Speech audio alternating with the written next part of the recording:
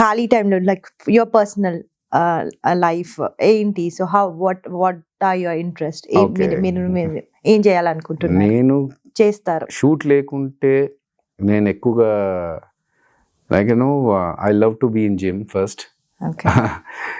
Work out చేస్తాను. Otherwise ఇంకా gym అంటే రోజంతా ఉండలేం, కానీ ఒక 2-3 గంటలు జిమ్ చేసుకున్న తర్వాత I want to watch movies. మాకు యాక్టర్స్కి కానీ సినిమా రిలేటెడ్ ఇండస్ట్రీలో ఉన్న వాళ్ళకి అదృష్టం ఏంటంటే మిగతా వాళ్ళు సినిమాని ఒక టైంపాస్ కోసం చూస్తారు, కానీ మాకేంటంటే సినిమా ఒక ఎంటర్టైన్మెంట్తో పాటు దాంట్లో ఏం నేర్చుకోవచ్చు, ఏం చేస్తే బాగుంటుంది, ఏం చేయకపోతే బాగుంటుంది అనేది కూడా ఒక లెర్నింగ్ లెసన్స్ లాగా. సో ఒకరు షూట్ లేకపోతే యాజ్ ఐ సెడ్ స్క్రిప్ట్స్ రాసుకోవడం ఆర్ వాచింగ్ మూవీస్. మూవీస్ అంటే ఇంకా మధ్యాహ్నం ఒకటి, సాయంత్రం ఒకటి, అలా ఎన్ని కుదురుతాన్ని. ఓకే. సో మీరు జిమ్ చేస్తా అంటున్నారు కదా, మరి తింటారు కూడా? తింటాను, బట్ నా డైట్ కొంచెం కంట్రోల్డ్గా ఉంటుందండి. 7:30కి డిన్నర్ క్లోజ్ నాది. సో యా, మార్నింగ్ నా ముందు తీసుకొచ్చి అన్ని టైప్స్ ఆఫ్ ఐటమ్స్ పెట్టినా ఆఫ్టర్ 7:30 ఆర్ 7:45 ఇంకా దాటిందంటే ఇంకా ఐ కాంట్. That's nice. అంటే స్ట్రిక్ట్ డైట్ మెయింటైన్ చేస్తున్నారు, ఎక్సర్సైజ్. అంటే కొన్నిసార్లు ఏమవుతుందంటే నేను 6 o'clock నాకు షూట్ అయిపోతుంది, ఇంటికి చేరుకొని 7:30 కల్లా డిన్నర్ చేద్దాం అనుకుంటాం కదా.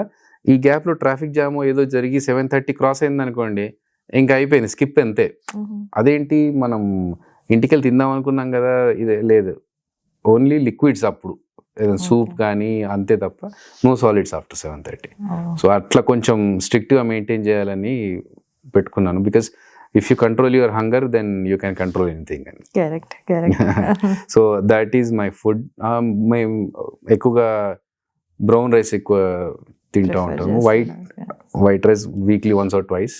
Otherwise preferably brown rice. Okay. And you eat non-veg too? Non-veg too, but only 3 days in a week. Acha.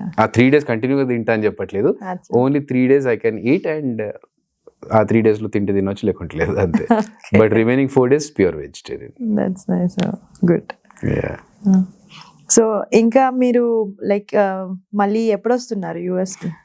తెలీదండి, మళ్ళీ ఎప్పుడన్నా నెక్స్ట్ షో ఏదన్నా ఉంటే very soon I might be here.